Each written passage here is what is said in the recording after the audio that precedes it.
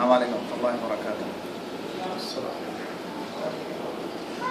الحمد للہ الذي هدانا لهذا وما كنا لنهتدي لولا أن هدانا الله وأشهد أن لا إله إلا الله وحده لا شريك له وأشهد أن محمدا عبده ورسوله.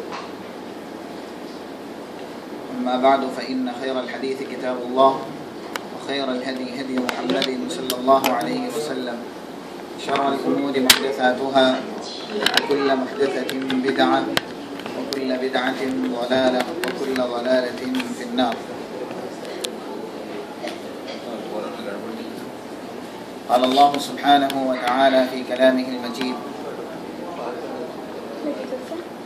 أعوذ بالله من الشيطان الرجيم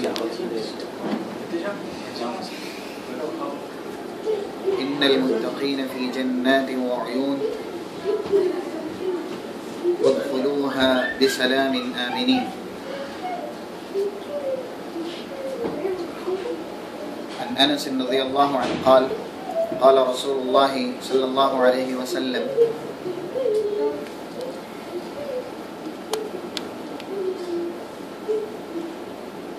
لو أن من أدنى من أهل الجنة درجة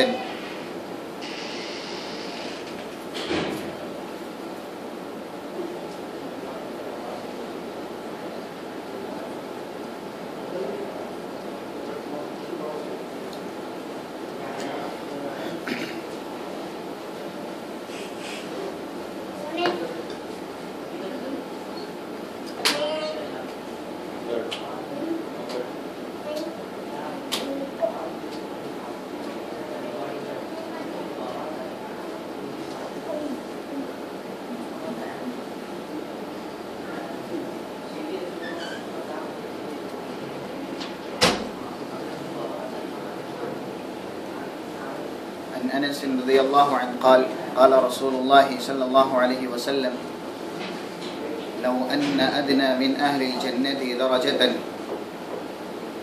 ليرفع على رأسه 10,000 خادم بيد كل واحد منهما صفحتان، صفحة من ذهب وصفحة من فضة. رواه الطبراني في المعجم الكبير. وقال ابن حجر اسناده قوی. خطبہ مسونہ کے بعد سورۃ الحجر کی آیت نمبر 45-6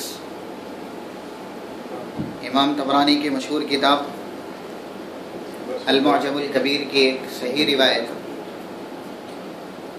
پڑھی گئی. قرآن اور حدیث کی مناسبت سے آج کی اس محفل کا جو منتخب کردہ موضوع ہے وہ ہے جنت کے اوصاف.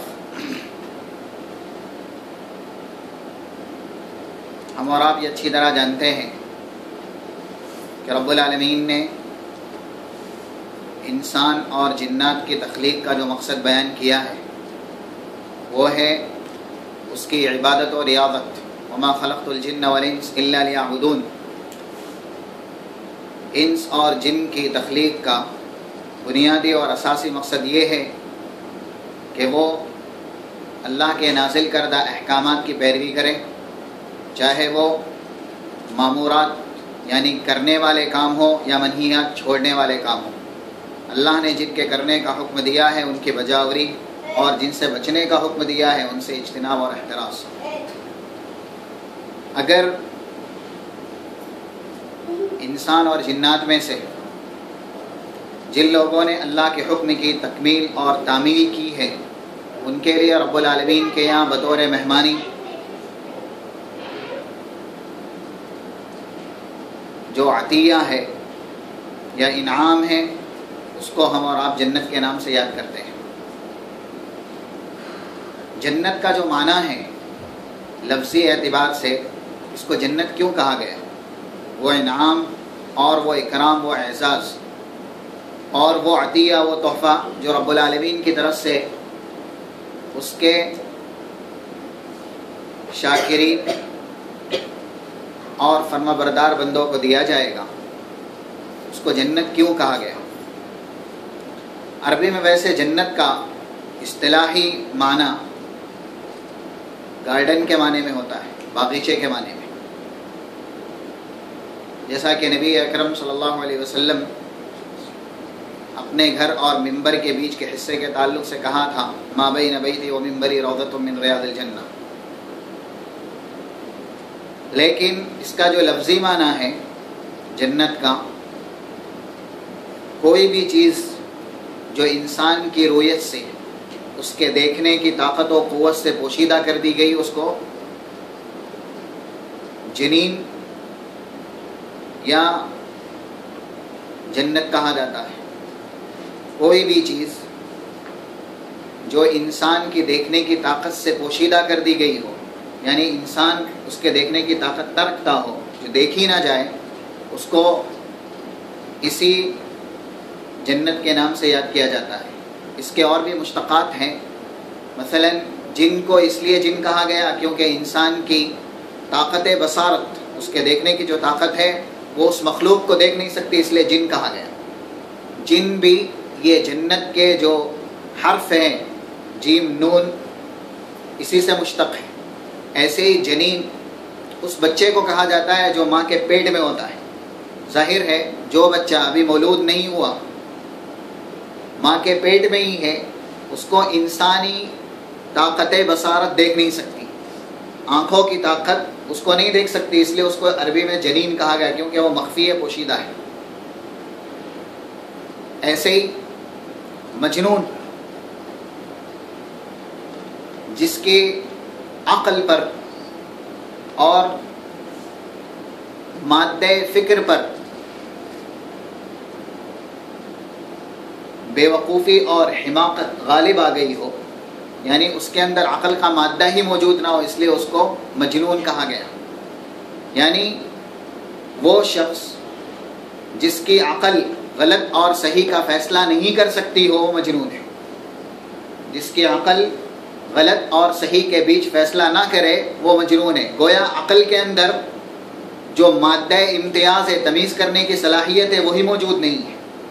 اس لیے جنت اللہ کے اکرام اور اعزاز اور انعام کو اس لیے کہا گیا کہ اللہ نے جو یہ انعامات رکھے ہیں اہل ایمان کے لیے اور اہل اسلام کے لیے، فرما برداروں کے لیے، وہ انسانی رویت سے، یعنی انسانی طاقت بصارت سے پوشیدہ اور مخفی ہے. جیسا کہ اللہ نے اور رسول اللہ نے دونوں نے اس بات کو واضح اور اجاگر کیا. رب العالمین نے اپنے کلام مجید کے اندر سورۃ السجدہ میں بیان کیا، فَلَا تَعْلَمُ نَفْسٌ مَّا أُخْفِيَ لَهُم مِّن قُرَّةِ أَعْيُنٍ جَزَاءً بِمَا كَانُوا يَعْمَلُونَ. کوئی بھی نفس نہیں جانتا اس کی آنکھوں کی ٹھنڈک کے لیے جو کچھ اللہ نے اس سے پوشیدہ رکھا ہے. یعنی جنت کی نعمتیں ابھی ہمیں دکھائی نہیں گئی، بتائی ہی نہیں گئی. ہاں جو لوگ ہیں جنہیں جنت دکھائی گئی، بتائی گئی، وہ ان کا اعجاز ہے. مثلا محمد رسول اللہ صلی اللہ علیہ وسلم یہ جنت دیکھ کر کے آئے اور جنت کی نعمتیں آنکھوں سے اس کا دیدار کر کے آئے. یہ اللہ کی طرف سے رسول اکرم صلی اللہ علیہ وسلم کے لیے معجزہ ہے. لیکن عام انسانوں کے لیے یہ نعمتیں ابھی بھی پوشیدہ ہیں، اسی لیے اس کو جنت کہا گیا ہے. اور محمد رسول اللہ صلی اللہ علیہ وسلم نے کہا، جو کچھ اللہ نے فرما برداروں کے لیے تیار کر کے رکھا ہے، ما لا عین رأت ولا اذن سمعت ولا خطر على قلب بشر، کسی آنکھ نے ان نعمتوں کا دیدار بھی نہیں کیا، کان نے اس کے تعلق سے سنا بھی نہیں، اور کسی کے دل پر ان نعمتوں کا خیال تک بھی نہیں آیا. یعنی اللہ نے اتنی پوشیدہ رکھی یہ نعمتیں. یہ جنت کا لفظی معنی ہے جو ابھی آپ کے سامنے واضح کیا گیا. اللہ نے اپنے کلام مجید کے اندر یہ جن کا ٹھکانہ ہے، جو لوگ اس میں جائیں گے، اس کے تعلق سے تفصیلی کلام کیا ہے جو ہم اور آپ بارہا سن چکے ہیں. لیکن بالاختصار جنت یہی ہے جس سے جب ابلیس نکلا تو اس نے بطور حسد اور کینہ بغض کی وجہ سے آدم اور اس کی پوری ذریت سے دشمنی مول لی، کیونکہ اس کو اللہ نے یہ نعمتیں دی تھی، لیکن اس نے ناشکری کر کے ان نعمتوں سے اپنے آپ کو محروم کروا دیا. جیسا کہ اللہ نے اپنے کلام مجید کے اندر کہا قال فاخرج منها فإنك رجيم وإن عليك لعنتي إلى يوم الدين. سورۃ الاعراف میں آیت نمبر 13 اور 14 میں ابلیس نے جب سجدہ کرنے سے انکار کر دیا تو اللہ نے کہا تو ناشکرا ہے، جنت سے نکل جا. فإنك رجيم، تجھ پر ہماری لعنت ہے اور رحمت سے تو دور کر دیا گیا ہے. وإن عليك لعنتي إلى يوم الدين، قیامت کے دن تک تجھ پر ہماری لعنت رہے گی. جنت کی لالچ ابلیس کو تھی کیونکہ وہ جنت کی نعمتوں سے محظوظ ہو چکا تھا. اب جنت کا مقام بہت سے علماء نے یہ بھی بیان کیا کہ ابلیس کی حسد کی وجہ یہی تھی آدم اور آدم کی پوری ذریت سے کہ جب میں جنت کی نعمتوں سے محروم کر دیا گیا، اتنی بڑی نعمتیں جب مجھ سے چھن گئی تو میں میرے علاوہ بھی کسی کو ان نعمتوں سے محظوظ ہونے نہیں دوں گا. جب میں محروم کر دیا گیا اور مجھ سے اتنی بڑی نعمتیں چھن گئی تو میں میرے علاوہ اتنی بڑی نعمتیں کسی اور کے حوالے نہیں ہونے دوں گا. میں محروم تو جو دوسرے ہیں ان کو بھی میں محروم کروں گا. اس کے حسد کی اور کینہ بغض عداوت دشمنی کی بڑی وجہ یہ تھی کہ اللہ نے اسے جنت سے محروم کر دیا تھا. یہ کسی بھی چیز کی تعریف ہے اس کی ضد بیان کر کے، یعنی جنت کی تعریف یہ ہے کہ ابلیس جب جنت کی نعمت سے محروم کر دیا گیا تو ابلیس نے بطور حسد ہر کس و ناکس کو ان نعمتوں سے فائدہ اٹھانے سے روکنا شروع کر دیا. جیسا کہ اللہ نے کہا ابلیس کا ہی قول سورۃ الاعراف میں آیت نمبر 17 میں ثم لآتینہم من بین ایدیہم ومن خلفہم وعن ایمانہم وعن شمائلہم وَلَا تَجِدُ أَكْثَرَهُمْ شَاكِرِينَ. میں صراط مستقیم پہ بیٹھ جاؤں گا. لَأَقْعُدَنَّ لَهُمْ صِرَاطَكَ الْمُسْتَقِيمَ، صراط مستقیم پہ بیٹھوں گا اور آگے پیچھے سے دائیں بائیں سے ہر چہار جانب سے جو بھی آئے گا اس راستے پہ چلنے کے لیے. ظاہر ہے صراط مستقیم پہ چلنے والے کا نتیجہ جنت ہے. یہ راستہ جنت کا ہے، اس راستے پہ جو بھی چلے گا اس کی منزل جنت ہے. تو صراط مستقیم جنت کا راستہ ہے، میں جنت کے راستے پہ ہی بیٹھ جاؤں گا. میں نہیں پہنچ سکا وہاں تک، یعنی وہاں سے میں دھتکار دیا گیا، اب نہیں جا سکتا تو کسی اور کو بھی نہیں جانے دوں. اور دنیا میں بھی آپ دیکھیے جب انسان بڑی نعمتوں سے محروم کر دیا جاتا ہے تو بسا اوقات عقلی اعتبار سے معلوف ہو جاتا ہے اور اس کے اوپر محرومی کا اتنا نشہ ہے یا محرومی کا اتنا غم اور اس قدر رنجیدہ اور کبیدہ خاطر ہوتا ہے کہ عقل کی جو صلاحیت ہے وہ صلاحیت بھی کھو دیتا ہے. مثلا کسی کے پاس ذخیرہ مال ہو اور وہ سارا مال بیک وقت اس سے چھین لیا جائے، ظاہر ہے اس کی یہی کیفیت ہونی ہے. کسی کے پاس اولاد ہو اور بیک وقت وہ اولاد اس سے چھین لی جائے، وہ محروم کر دیا جائے تو اس کی یہی کیفیت ہوگی. ابلیس کے ساتھ یہی ہوا. اللہ نے اس کو جو نعمتیں دی تھی وہ بڑی محتم بشان تھی، جنت کی نعمتیں تھی. بیک وقت ایک ہی مرتبہ کے انکار سے جب اللہ نے وہ نعمتیں چھین لی تو وہ حاسد بن گیا اور صراط مستقیم جنت کے راستے پہ بیٹھ گیا. جب دوبارہ میں نہیں جا سکتا تو کسی اور کو بھی نہیں جانے دوں گا. اس سے یہ پتہ چلتا ہے کہ وہ نعمتیں بے مثال ہیں. اور اس طرح کی نعمتوں کے لیے انبیاء نے، رسولوں نے اور ان کے تابعین نے بڑی بڑی قربانیاں دی ہیں. آپ دیکھیے جب آدم نکالے گئے جنت سے تو ان کو بھی بڑا غم ہوا اور انہوں نے فوراً رب العالمین کی بارگاہ میں توبہ کا تحفہ پیش کیا. ربنا ظلمنا انفسنا وان لم تغفر لنا وترحمنا لنكونن من الخاسرین.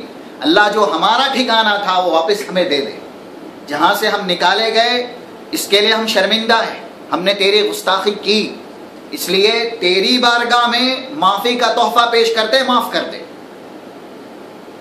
تو جنت کی نعمت کی لالچ حضرت آدم کو بھی تھی، حوا کو بھی تھی، اسی لیے گناہ پر شرمندگی اور گناہ کا اعتراف فوراً اللہ سے معافی اور اللہ نے معاف کیا. یہی جنت کے حصول میں حضرت نوح علیہ السلام نے 950 سال تک اللہ کا پیغام پہنچایا تھا اور ان کی قوم نے کوئی بھی ایسا ہیلا، ایسی تدبیر جس سے کہ حضرت نوح پریشان ہو سکے نہیں چھوڑی تھی. سارے ہیلے، سارے تدابیر ان کی قوموں نے اختیار کی نوح اور ان کے ساتھ ایمان لائے ہوئے لوگوں کو پریشان کرنے کی، چاہے وہ پریشانی ہاتھ سے کرنی ہو یا پھر زبان سے پہنچانی ہو، سارے وسائل دشمنان قوم نوح نے اختیار کیے، اور اس کے بعد حضرت نوح اور ان کے ساتھ ایمان لانے والوں کو ان پریشانیوں کا سامنا کرنا پڑا۔ لیکن نوح اور ان کے ماننے والوں نے صرف جنت کو حاصل کرنے کے لیے ان پریشانیوں کا سامنا کیا، تاکہ اللہ نے جو ہم سے وعدہ کیا ہے اگر ہم صبر و ضبط کرتے رہے، اللہ کا پیغام لوگوں تک پہنچاتے رہے، تو ہمارے لیے بدلہ جنت ہے۔ ما اسألکم علیہ من اجر ان اجری الا علی رب العالمین۔ من جملہ جتنے بھی رسول اور نبی آئے سب نے اپنی امت سے، چاہے وہ ماننے والی ہو یا نافرمان ہو، یہی کہا ہم تم سے کچھ بھی نہیں چاہتے، اس کے بدل جو قربانی ہم دے رہے ہیں اس کا بدل صرف جنت ہے، جو اللہ نے ہمارا مقدر کیا ہے وہ اللہ کے پاس ہے، ہم اللہ سے اس کا سوال کرتے ہیں۔ حضرت نوح علیہ السلام نے اسی جنت کے لیے 950 سال تک جو دشمنان نوح تھے اور اللہ کے باغی تھے، سرکش تھے، ان سے گالیاں بھی سنی، ان کا استہزاء مذاق بھی برداشت کیا، ان کی ماروں پر تحمل اور صبر و ضبط بھی کیا۔ ایسے ہی ابراہیم خلیل اللہ کو دیکھے، جب اللہ نے امتحان لیا صبر و ضبط کا، تو اس امتحان میں کامیابی اسی جنت کو حاصل کرنے کے لیے حضرت ابراہیم علیہ السلام نے دیکھ کر کے بتائی۔ یعنی مقصد سارے ابتلا اور آزمائش میں کامیاب ہونے کا یہ تھا کہ جنت سے ہم محروم نہ کر دیے جائیں، جو ہماری منزل ہے وہ ہمیں مل جائے۔ من جملہ اس کے بعد چاہے موسیٰ کلیم اللہ ہو یا عیسیٰ روح اللہ ہو یا محمد الرسول اللہ ہو، جتنے بھی نبی ہیں سب کی قربانیوں کا مقصود اور مطلوب یہ تھا کہ جو جنت کا وعدہ اللہ نے ہم سے کیا ہے وہ وعدہ ہمارے حق میں پورا ہو جائے۔ اور رب العالمین نے اپنے کلام مجید کے اندر بھی کہا، یہ جو محل ہے، یہ جو جگہ ہے وہ کن کی ہے، یہ کن کا ورثہ ہے؟ جیسا کہ اللہ سورہ مریم میں کہتا ہے تلک الجنت التی نورث من عبادنا من کان تقیا، یہ جنت ہمارے بندوں میں سے سب کا ورثہ اور سب کی میراث نہیں ہے، سارے ہی لوگ اس میں نہیں داخل کر دیے جائیں گے، بلکہ جنت ہمارے بندوں میں سے صرف ان لوگوں کا ورثہ ہے جو ہم سے صحیح معنوں میں ڈرنے والے ہیں، جو تقوی شعار ہیں، ہماری باتیں ماننے والے ہیں، چاہے وہ کرنے کے اعتبار سے ہو یا چھوڑنے کے اعتبار سے ہو۔ تلک الجنت التی نورث من عبادنا من کان تقیا، یہ جنت ہمارے بندوں میں سے ان کا ورثہ ہے جو ہم سے ڈرنے والے ہیں۔ محمد رسول اللہ صلی اللہ علیہ وسلم نے جیسا کہ بیان کیا، صحیحین کی روایت ہے، راوی عبادہ بن صامت ہے، اللہ کے نبی صلی اللہ علیہ وسلم بیان کرتے ہیں من قال لا الہ الا اللہ، اور دوسری روایت میں ہے من قال اشہد ان لا الہ الا اللہ وان محمد عبدہ ورسولہ وعیسیٰ روح اللہ وکلمتہ القاہا الی مریم وروح منہ والجنۃ حق والنار حق کان علی اللہ حقا ان یدخلہ الجنۃ علی ما کان من العمل۔ نبی اکرم صلی اللہ علیہ وسلم بیان کرتے جو بھی یہ کہتا ہے کہ میں رب العالمین کو اپنا معبود مانتا ہوں، اس کی شہادت دیتا ہوں، رسول کو رسول مانتا ہوں، اس کی بھی شہادت دیتا ہوں، اور عیسیٰ یہ اللہ کے بندے ہیں اور اللہ کی طرف سے اللہ کا حکم ہے جو بغیر باپ کے پیدا کیے گئے۔ روح اللہ کا مطلب ہے یہ اللہ کے حکم سے بغیر باپ کے بطور معجزہ پیدا کیے گئے، اس کا بھی اقرار کرتا ہے۔ یہ نہیں کہ عیسیٰ کو اللہ کا شریک مانے یا عیسیٰ کو اللہ کا بیٹا مانے یا عیسیٰ کو اللہ ہی مانے۔ اس کلمات میں نبی اکرم صلی اللہ علیہ وسلم یہ بیان کرنا چاہتے ہیں کہ جو شخص شہادتین کا اقرار کرتا ہے لیکن شرک نہیں کرتا، اگر شرک اس سے سرزد ہو گیا، کیونکہ عیسائی بھی کلمہ پڑھتے تھے، بہت سے حواری حضرت عیسیٰ کے ایسے تھے جنہوں نے عیسیٰ کے نام کا کلمہ پڑھا تھا، لا الہ الا اللہ عیسیٰ رسول اللہ، یہ کلمہ پڑھا، لیکن ان میں بھی کچھ ایسے خیالات کی آمیزش تھی کہ وہ عیسیٰ کو یا تو اللہ کا شریک مانتے تھے کیونکہ بغیر باپ کے پیدا ہوئے، شرک کی تھوڑی سی آمیزش تھی، تھوڑی سی شراکت تھی، اسی لیے محمد رسول اللہ صلی اللہ علیہ وسلم یہاں قید لگا رہے کہ جس نے بھی شہادتین کا اقرار کیا، لا الہ الا اللہ محمد الرسول اللہ، اس کے بعد اس سے شرک سرزد نہیں ہونا چاہیے، اگر شرک سرزد ہو گیا تو اس کا کہا لا الہ الا اللہ مٹ گیا، یہ ختم ہو گیا۔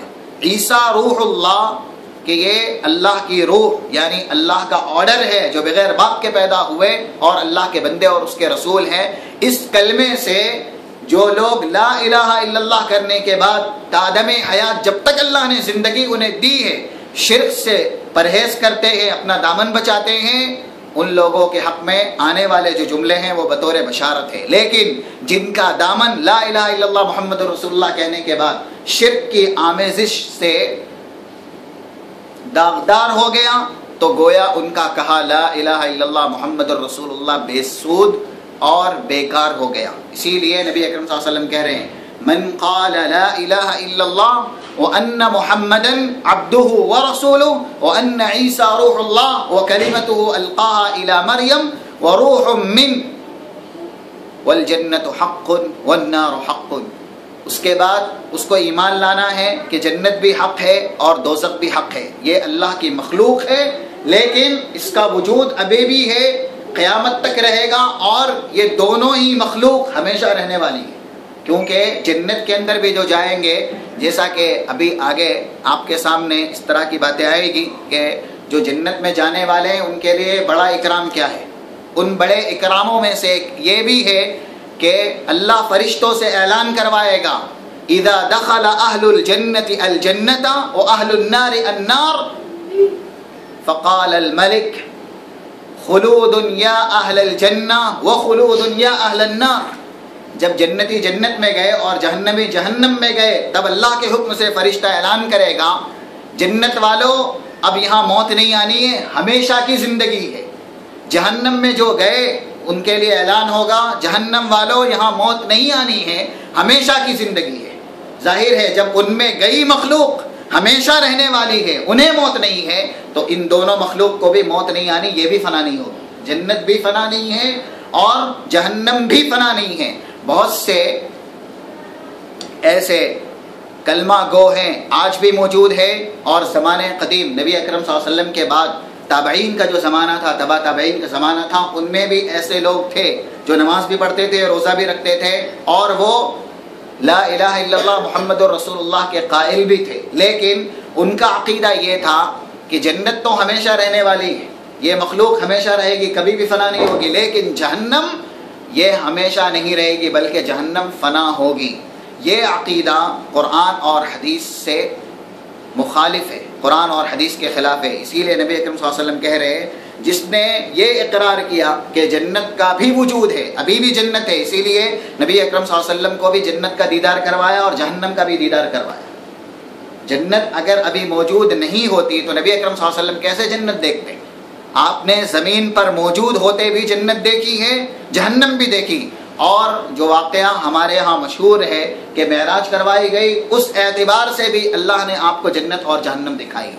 زمین پر موجود ہوتے بھی نبی نے جنت دیکھی، اور زمین سے اٹھ کے یعنی افق سما پہ جا کر کے جہاں جنت اور جہنم موجود ہے وہاں جا کر کے نبی اکرم صلی اللہ علیہ وسلم نے جنت اور جہنم دونوں کا دیدار کیا ہے۔ تو یہ عقیدہ بھی رکھنا ضروری ہے کہ جنت یہ بھی ہمیشہ رہنے والی مخلوق ہے، ابھی بھی ہے اور ہمیشہ رہے گی، اور جہنم یہ بھی ابھی ہے اور ہمیشہ رہے گی۔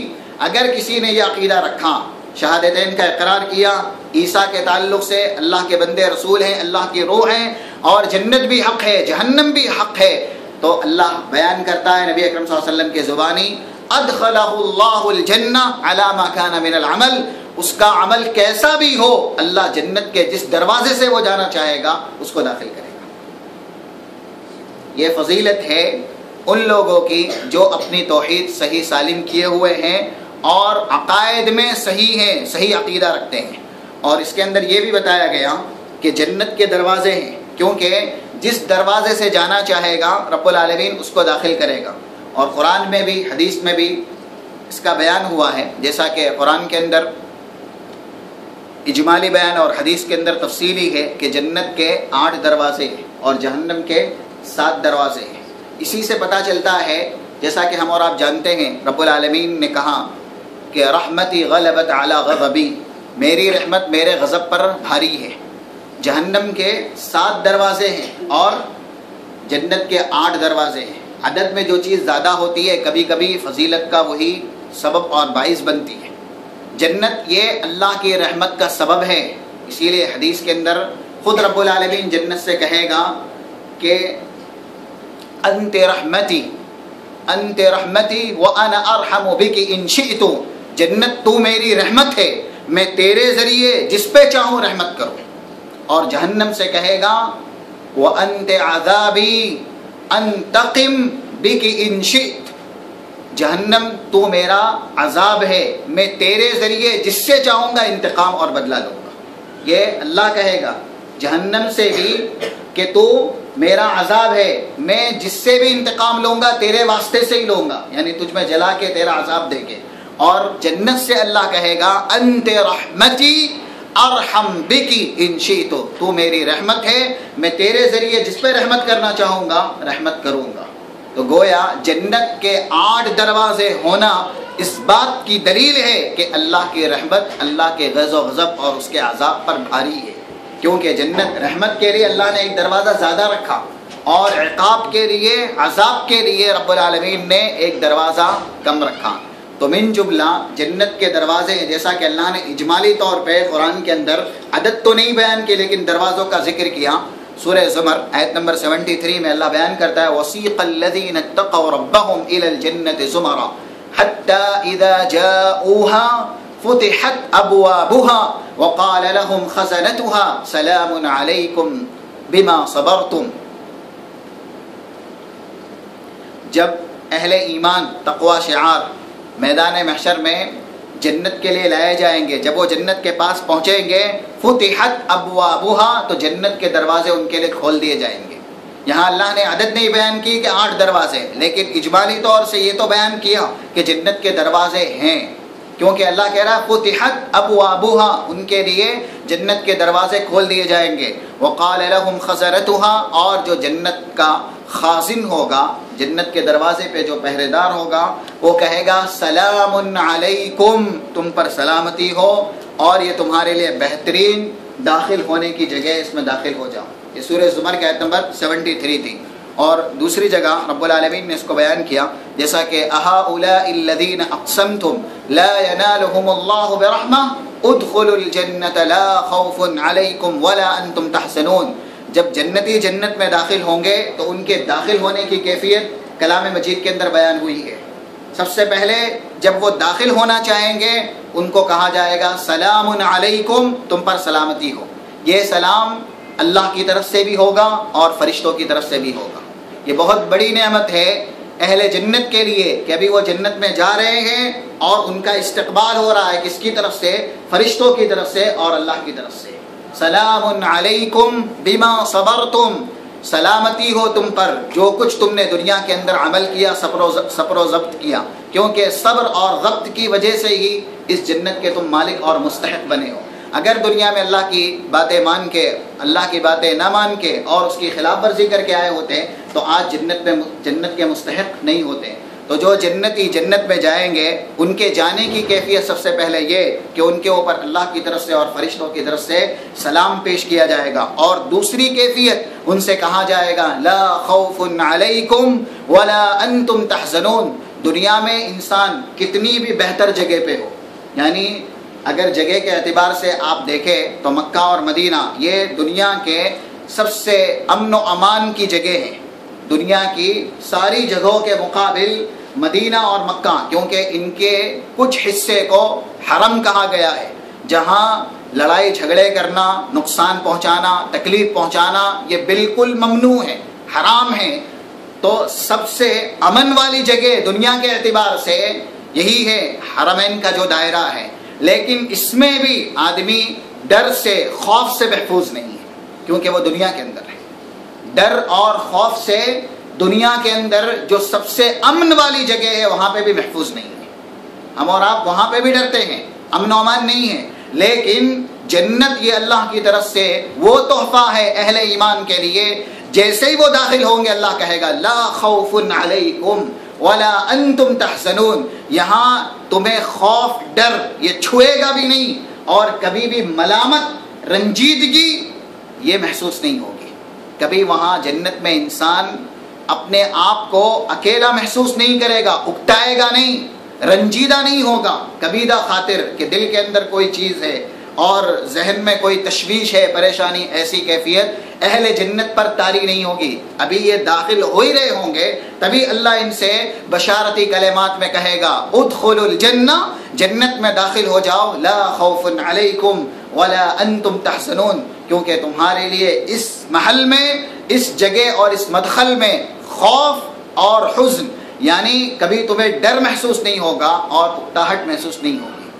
نبی اکرم صلی اللہ علیہ وسلم نے جنت کے نعمتوں کے تعلق سے بیان کیا، جیسا کہ صحیحین بخاری کی روایت ہے، سہل بن سعد الساعدی اس کے راوی ہیں، بیان کرتے ہیں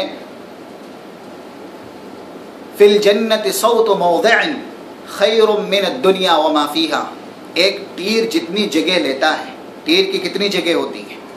ایک تیر کے مقابل، ایک تیر کے بقدر جگہ جنت کی پوری دنیا اور دنیا کے اندر جو بھی ہے اس سے بہتر ہے۔ ایک تیر کے برابر جگہ جنت کی پوری دنیا اور دنیا میں جو کچھ بھی ہے اس سے بہتر ہے۔ یہ صحیح روایت ہے۔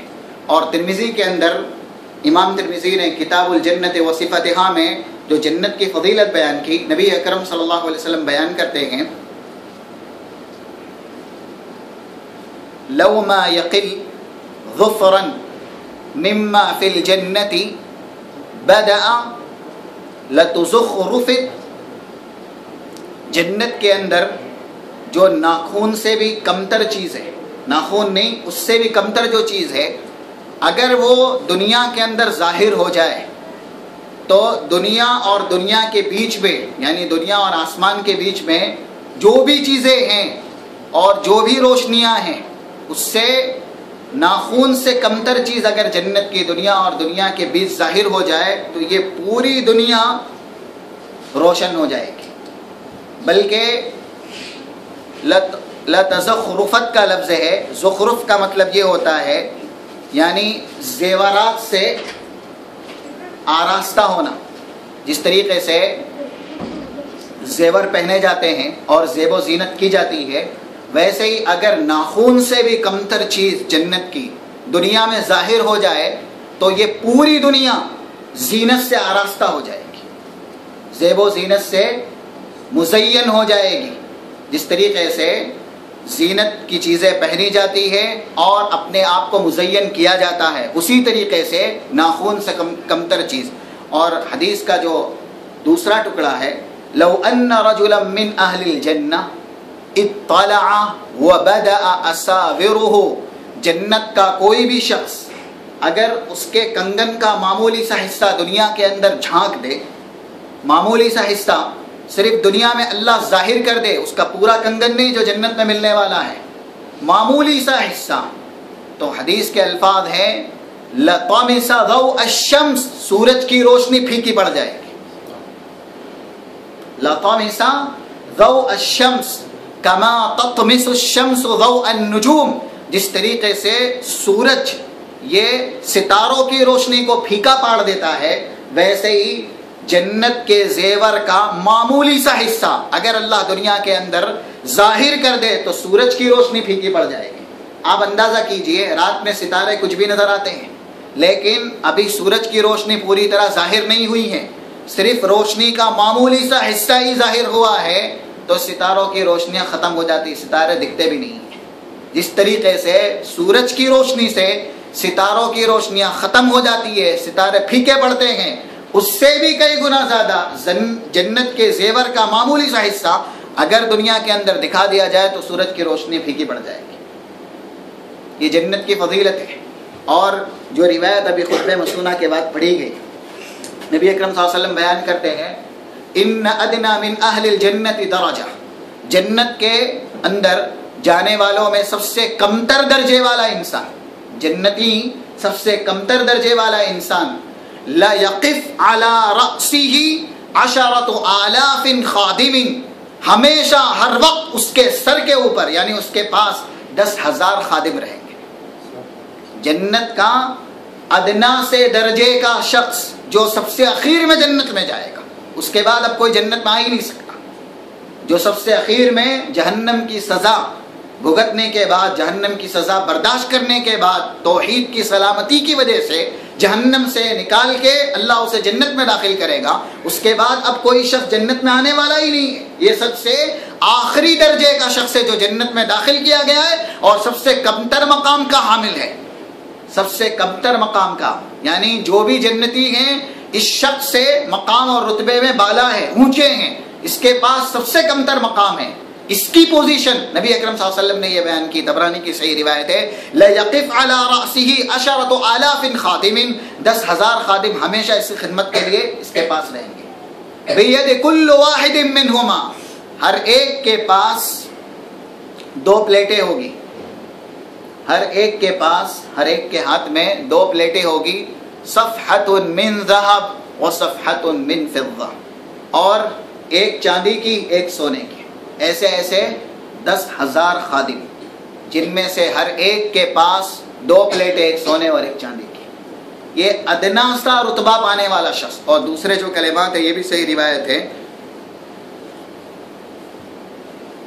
جو سب سے کمتر مقام کا حامل ہوگا جنت میں، وہ یہ کہے گا اللہ سے، ما اعطی احد مثل ما اعطیت، اللہ تیرا مجھ پر بہت کرم ہے، کیونکہ جو تو نے مجھے دیا ہے وہ جنت میں کسی کو مل بھی نہیں سکا ہے۔ جس کے پاس جنت میں سب سے کم درجے کی نعمت ہوگی وہ یہ کہے گا جتنا مجھے ملا ہے اتنا کسی کو ملا ہی نہیں۔ اور جنت کے اندر درجات ہیں، کیونکہ یہ رب العالمین کا قانون ہے اور اس کا نظام ہے، اس نے ہر چیز کے اندر درجے اور رتبے رکھے ہیں۔ مثلا انسانوں کے اندر بھی درجات ہیں، رسولوں کے بیچ بھی درجات، انبیاء کے بیچ بھی درجات، ہر رسول ایک ہی درجے کا نہیں ہے، رسول ہے لیکن مقام میں رتبے میں فرق ہے۔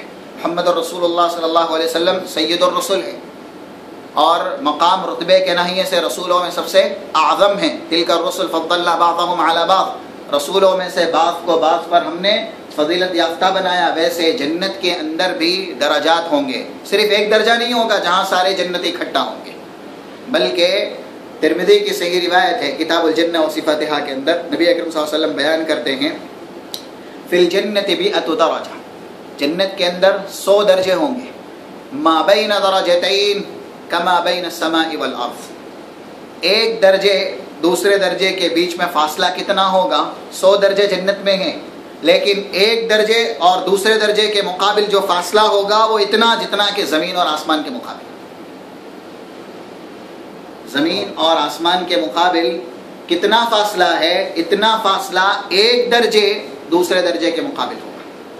اور نبی اکرم صلی اللہ علیہ وسلم نے بیان کیا، صحیح بخاری صحیح مسلم کی روایت ہے کتاب الجنہ کی،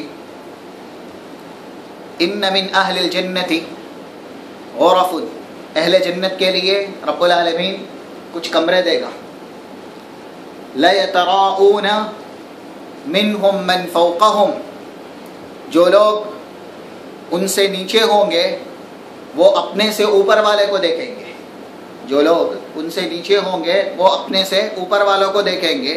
تو ان کی مثال ایسی بیان کی گئی ہے، جو لوگ اپنے اوپر والوں کو دیکھیں گے وہ ویسے ہی جیسے ڈوبنے والا ستارہ، ڈوبنے والا جو ستارہ ہوتا ہے انسان کو دکھائی نہیں پڑتا، یعنی اس کی جھلک دکھائی پڑتی ہے کیونکہ وہ ستارہ ڈوب رہا ہے، ویسے ہی جو مقام میں نیچے ہوں گے وہ لوگ اپنے سے اوپر والوں کو دیکھیں گے، یعنی اونچائی اتنی زیادہ ہوگی کہ اونچائی کی وجہ سے ان کو ویسے ہی دکھائی پڑ رہا ہوگا جیسے یہاں دنیا کے اندر ستارہ جب ڈوبتا ہے تو اس کی اونچائی کی وجہ سے ہمیں جھلک دکھائی پڑتی ہے، اتنی اونچائی ہے۔ نبی اکرم صلی اللہ علیہ وسلم سے پوچھا گیا، اولئک هم الانبیاء، یہ تو انبیاء کے درجات ہوں گے؟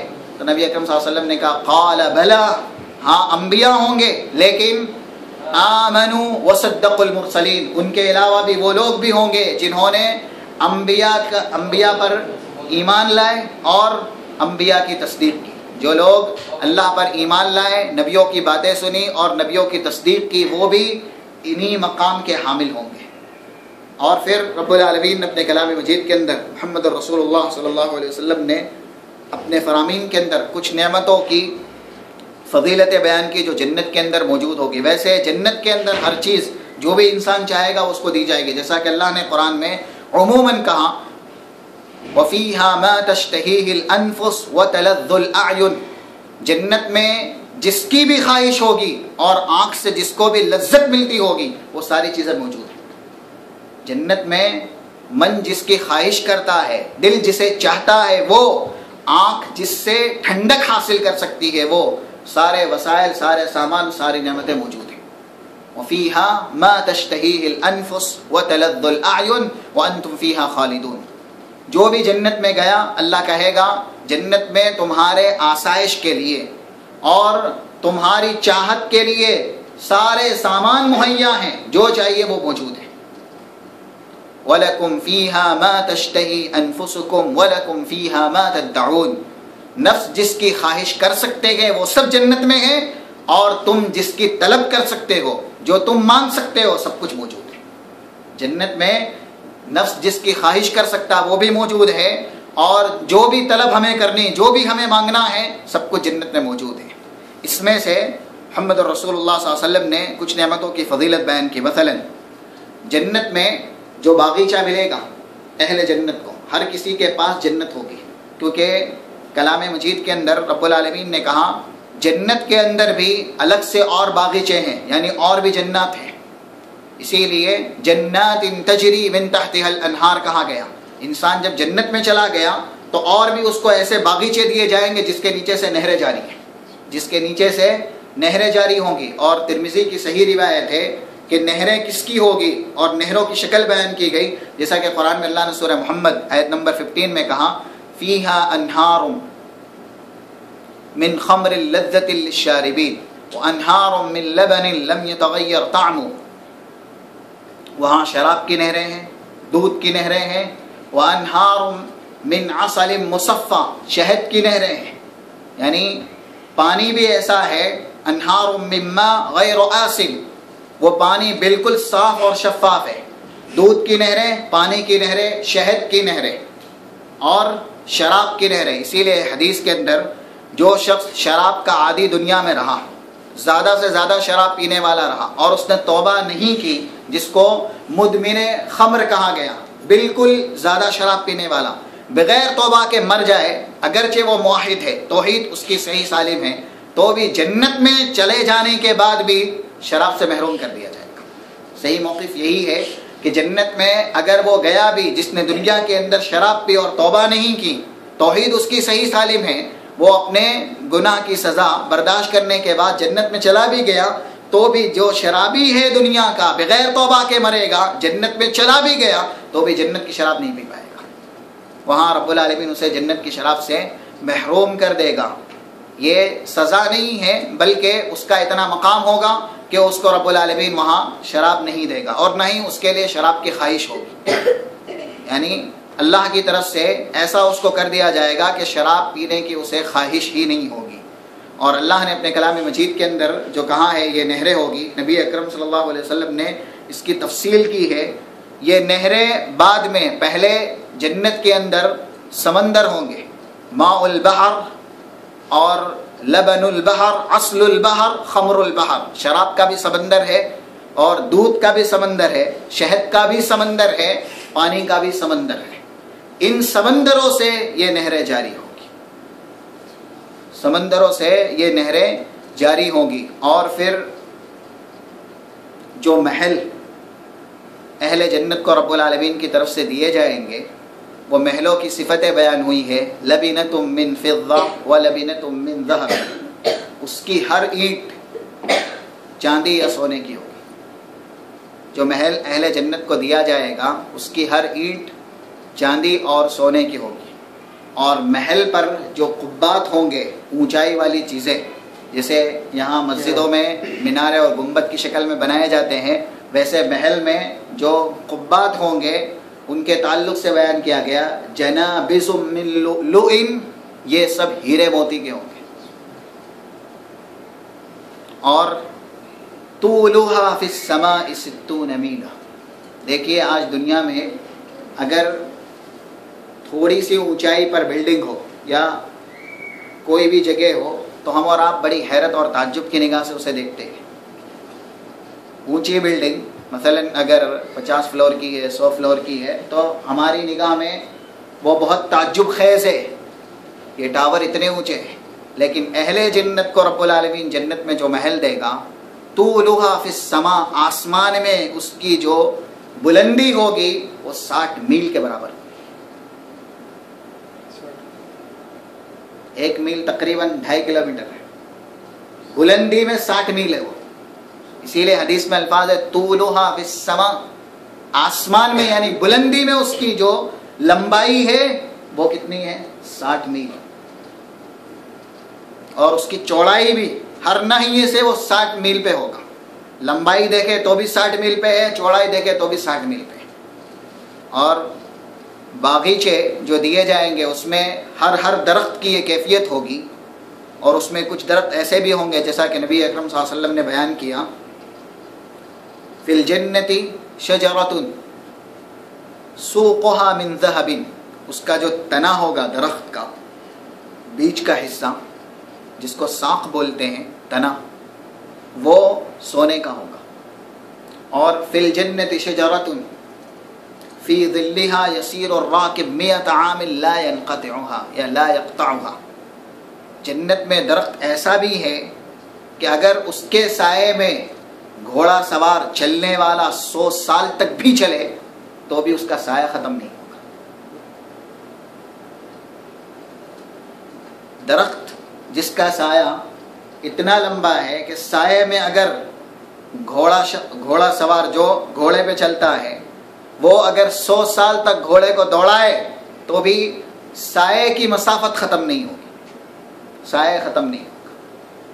اور پھر نبی اکرم صلی اللہ علیہ وسلم نے کہا ان للجنت غرف یظہر من ظاہرها باطنها ویظہر من باطنها ظاہرها. محل جو اللہ نے بنائے وہ ایسے ہے، باہر سے اندر کا حصہ دکھے گا اور اندر سے باہر کا حصہ دکھے گا. اندر سے باہر کا حصہ اور باہر سے اندر کا حصہ دکھے گا. اور جتنے بھی محل ملیں گے سب کے نیچے سے نہریں ہوگی، تجری من تحتها الانہار. یہ نہریں رب العالمین کی طرف سے ہوگی جو کلام مجید کے اندر اور محمد الرسول اللہ صلی اللہ علیہ وسلم نے بیان کی، جس میں سے 4 قسمیں بیان ہوئی ہیں.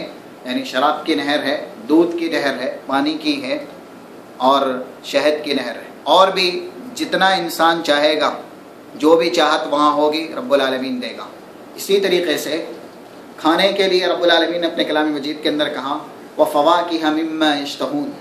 اہل جنت کو جو میوے دیے جائیں گے، پھل فروٹ دیے جائیں گے، فی ظل ممدود وماء مسکوب وفاكهة كثيرة لا مقطوعة ولا ممنوعة وفرش مرفوعة. یعنی ان کے لیے یکے بعد دیگرے جو میوے ہیں یا پھل فروٹ ہے وہ لگے رہیں گے. جیسے ہی چاہت ہو ویسے ہی وہ فواکہ یعنی وہ فروٹ ان کے پاس پہنچ جائیں گے. ابھی جنتی شخص اگر چاہت کرے، جس کی بھی چاہت ہے، وہ فروٹ خود اس کے پاس پہنچ جائے گا، صرف اسے کھانا ہے. اور اللہ نے اپنے کلام مجید کے اندر کہا کلوا واشربوا ہنیئا بما اسلفتم فی الایام الخالیہ. کھاؤ اور پیو، جنت میں عیش و عشرت کرو. کیوں؟ اس کے بدلے دنیا میں تم محنت کر کے آئے، یہ تمہارا بدل ہے، یہ ہماری طرف سے مہمانی ہے اور یہ انہی کا مقدر ہے، انہی کا حق ہے جو دنیا کے اندر محنت کرتے. جزاء بما كانوا يعملون. یہ عمل کرنے والوں کا بدلہ ہے. اگر ہم جنت والا عمل کریں گے اور جنت کی راہ پہ چلیں گے تبھی اس طرح کی نعمتوں سے فائدہ اٹھا پائیں گے اور اس طرح کی نعمتوں سے محظوظ ہو پائیں گے. رب العالمین نے اور بھی بیان کیا اہل جنت کے لیے، جنت میں سواری کے لیے جو گھوڑے ہوں گے، صحیح حدیثیں ہیں، جسے دنیا میں انسان پلین سے اڑتا ہے ویسے جنت میں گھوڑوں سے اڑے گا، جس پر ہوں گے اور جس کو جنت میں جہاں جانا ہے اس گھوڑے پہ اڑ کے جائے گا. جنت میں گھوڑے ہوں گے جس پر ہوں گے اور جسے جنت میں جہاں جانا ہے سیر و تفریح کے لیے وہ گھوڑے پہ اڑ کے جائے گا. یہ بھی اللہ کی طرف سے بڑی نعمت ہے. اور ویسے جنت کے اندر جو بازار ہے ان بازاروں کے اندر سیر و تفریح کے سارے سامان ہیں. دنیا کے اندر رب العالمین نے کچھ چیزیں ممنوع کی ہیں، حرام کی ہے، لیکن جنت کے اندر وہ ساری چیزیں جائز رہے گی جو دنیا کے اندر حرام ہوئی ہے. کیونکہ اہل جنت جب جنت میں جائیں گے تو وہ گناہوں سے بالکل پاک و صاف ہو جائیں گے.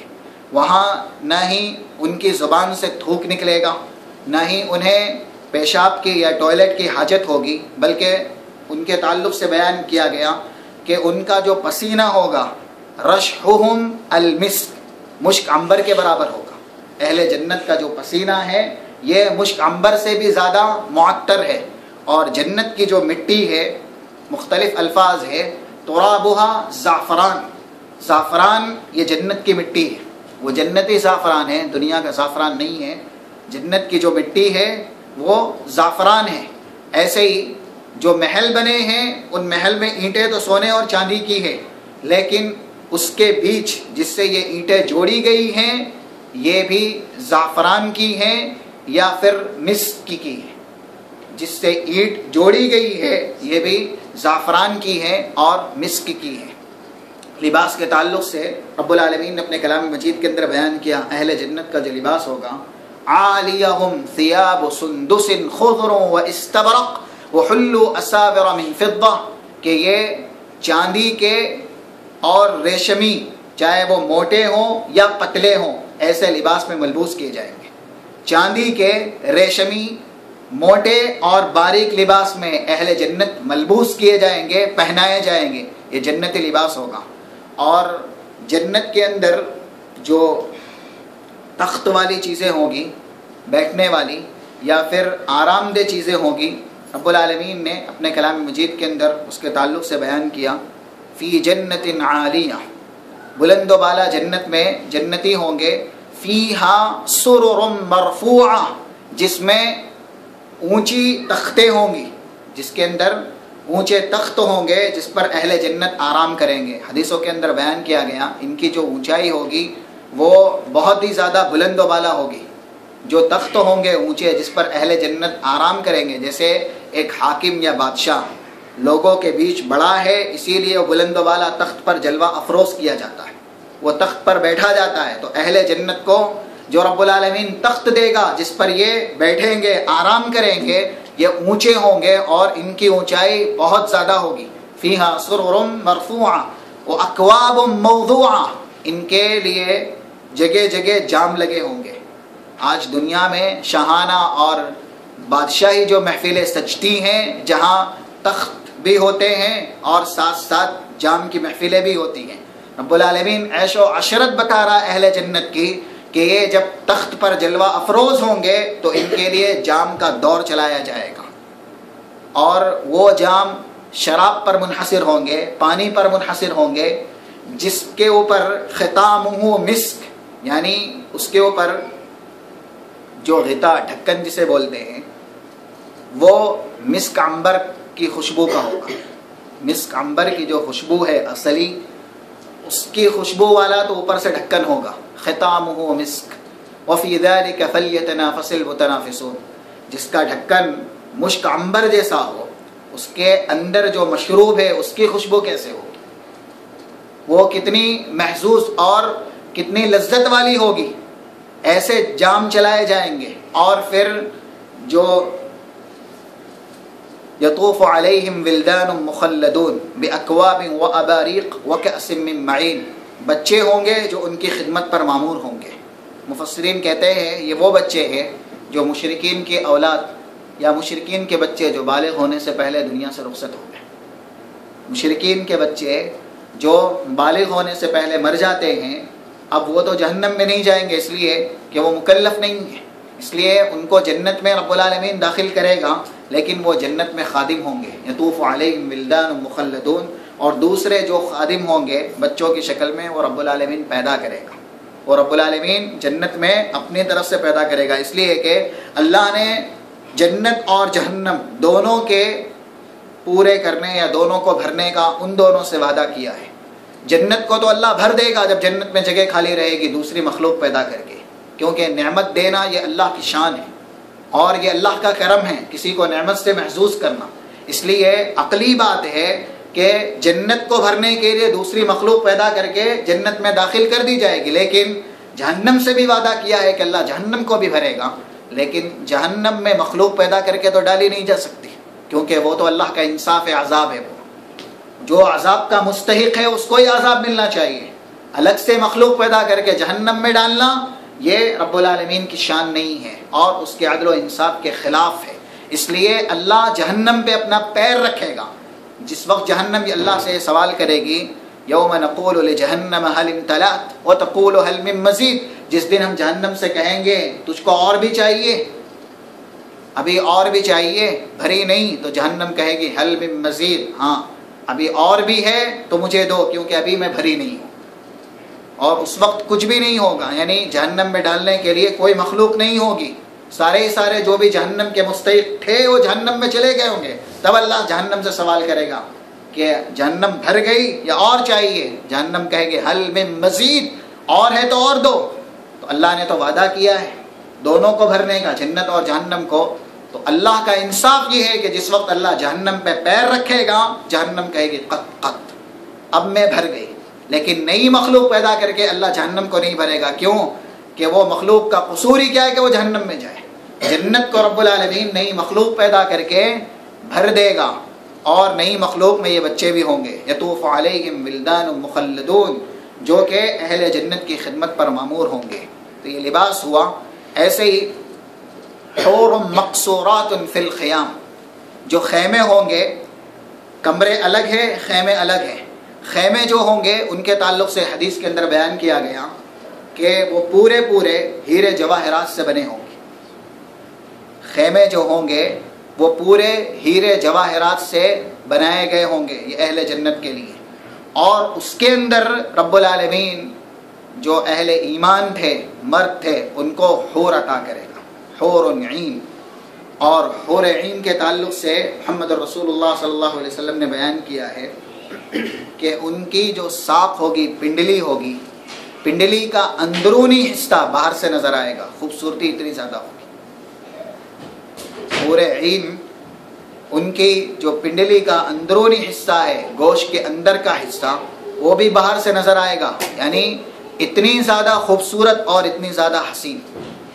یہ ان کا حق ہے جو دنیا کے اندر بدکاری سے، فحشکاری سے، منکرات سے اور محرمات سے اپنا دامن بچا کے آئے ہوئے۔ اللہ نے اپنے کلام مجید کے اندر کہا حور مقصورات فی الخیام، حور عین جن کو اللہ نے چھپا کے رکھا ہے، ابھی تک ان کو کسی نے دیکھا ہی نہیں ہے، یہ خیموں میں ہوگی، اور جن کو دی جائے گی ان کا انتظار کر رہی ہوگی۔ اس لیے یہ نعمتیں جو ابھی آپ کے سامنے بیان کی گئی جنت کی، یہ بے مثال نعمتیں ہیں، اور اللہ نے اہل ایمان کے لیے ہی یہ نعمتیں رکھی ہیں۔ اگر ہم دنیا کی نعمتوں کے پیچھے پڑ کے ان نعمتوں کو ضائع کریں اور دنیا کے اندر جو اللہ کے محرمات ہیں ان کا ارتکاب کر کے اپنے آپ کو ان نعمتوں سے محروم کرے، تو ہم سے زیادہ بد نصیب اور ہم سے زیادہ محروم کوئی شخص نہیں۔ اسی لیے جو سمجھدار تھے اور رب العالمین کے ہدایت یافتہ بندے تھے، انہوں نے کبھی بھی دنیا اور دنیا کی نعمتوں کو ترجیح نہیں دی، ہمیشہ یہی خیال کیا کہ جنت کی نعمتیں ہمارا انتظار کر رہی ہے، اور جنت سے ہمیں ایک لمحہ بھی محروم نہیں رہنا ہے۔ اسی لیے بہت سے صحابہ ہیں، مثلا آپ مثال لیجئے فرعون کی بیوی کی۔